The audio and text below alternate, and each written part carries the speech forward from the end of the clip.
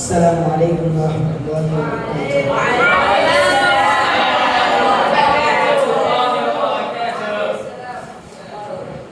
الحمد لله والصلاة والسلام على أشرف الأنبياء والمرسلين وعلى آله وأصحابه أجمعين أما بعد সম্মানিত সভাপতি বিচক্ষণ বিচারক মণ্ডলী ও আমার টম্বকে তাজা প্রিয় ভাইয়েরা, সবাইকে জানাই অন্তরের অন্তরস্থল থেকে শ্রদ্ধা ও ভালোবাসা।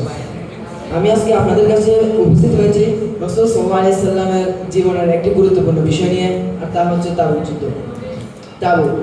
তাবুক জায়গাটি হচ্ছে মদিনা এবং সিরিয়ার রাজধানী দামেস্কের মধ্যবর্তী একটা স্থান, যা মদিনা থেকে 690 কিলোমিটার দূরে এবং দামেস্ক থেকে 692 কিলোমিটার দূরে। নবী করিম সাল্লাল্লাহু আলাইহি সাল্লাম এই তাবুক যুদ্ধের জন্য এমন সময় ডাক দেন যে সময় মদিনায় দুর্ভিক্ষ চলছিল। মানুষ খাওয়ার জন্য মদিনায় এমন গরম পড়ছিল, মানুষ খেতে কষ্ট হতো। কিন্তু এর মধ্য দিয়ে যখন নবী করিম সাল্লাল্লাহু আলাইহি সাল্লাম যুদ্ধের ঘোষণা করলেন, সাহাবীরা তৎক্ষণাৎ যুদ্ধের জন্য প্রস্তুত হয়ে গেলেন। নবী করিম সাল্লাল্লাহু আলাইহি সাল্লাম কিছু চিঠি বার্তা লিখে মক্কা এবং আশেপাশে কিছু গোত্রের কাছে পাঠান, যেন তারা যুদ্ধের জন্য প্রস্তুত হয়ে নবীজির কাছে আসেন। নবী করিম সাল্লাল্লাহু আলাইহি সাল্লাম এমনি করে যখনই 30,000 সাহাবী হয়ে গেল, তখন নবী করিম সাল্লাল্লাহু আলাইহি সাল্লাম এই 30,000 সাহাবী নিয়ে রোম সম্রাটের বিরুদ্ধে যুদ্ধের জন্য যান। এই যুদ্ধের জন্য অনেক বাহন এবং ধনসম্পদ প্রয়োজন ছিল, যার কারণে নবী করিম সাল্লাল্লাহু আলাইহি সাল্লাম সাদকা করার জন্য মানুষকে উৎসাহিত করেন। এই জন্য ওসমান রাদিয়াল্লাহু আনহু, আমরা যাকে চিনি ধনাঢ্য একজন ব্যক্তি, তিনি তার সম্পদের বেশিরভাগই নবী করিম সাল্লাল্লাহু আলাইহি সাল্লামকে দিয়ে দেন। তার থেকে 5 কেজি স্বর্ণ এবং 29 কেজি রূপা, 900 উট এবং 100 ঘোড়া তিনি দেন। আব্দুর রহমান ইবনে আউফ, যিনি 29 কেজি রূপা দান করেন, এবং আসিম ইবনে আলী, যিনি 13,500 কেজি খেজুর দান করেন।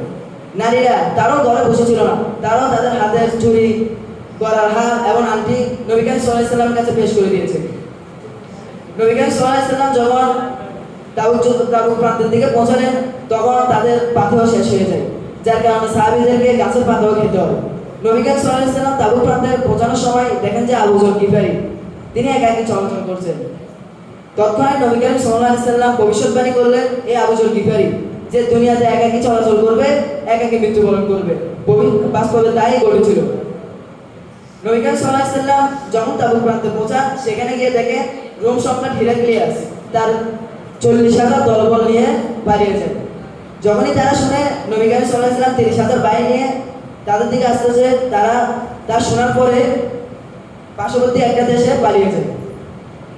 নবী করিম সাল্লাল্লাহু আলাইহি সাল্লাম তাবুক প্রান্তে পৌঁছানোর পর খালিদ ইবনে ওয়ালিদের নেতৃত্বে 420 জন সৈন্য নিয়ে এক ইহুদি পণ্ডিতের কাছে পাঠান, তাকে যুদ্ধ বন্দী করার জন্য।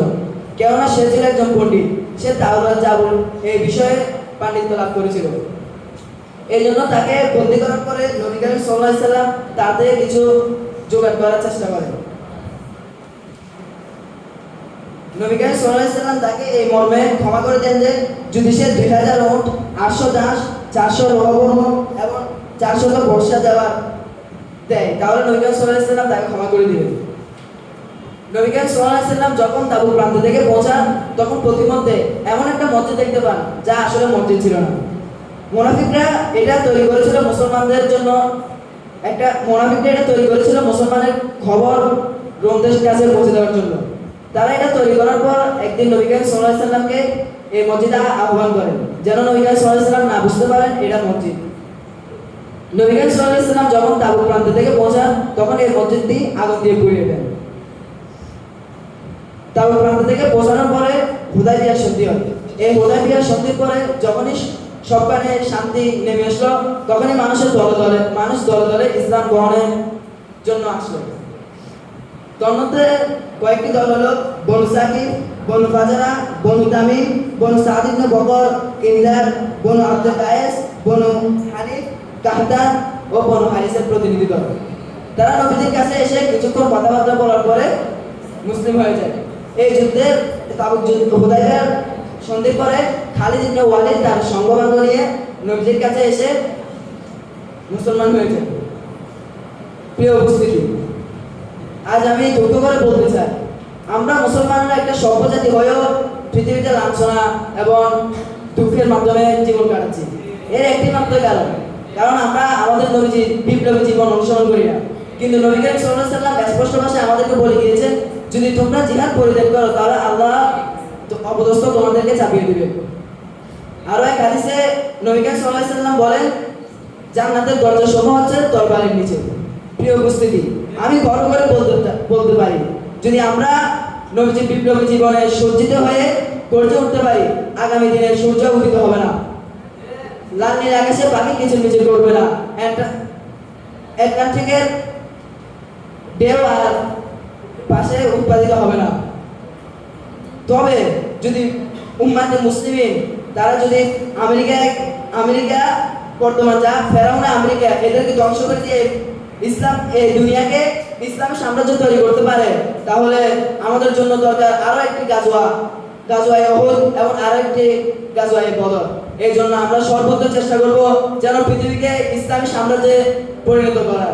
এ বলে আমি আমার বক্তব্য শেষ করছি। আসসালামু আলাইকুম।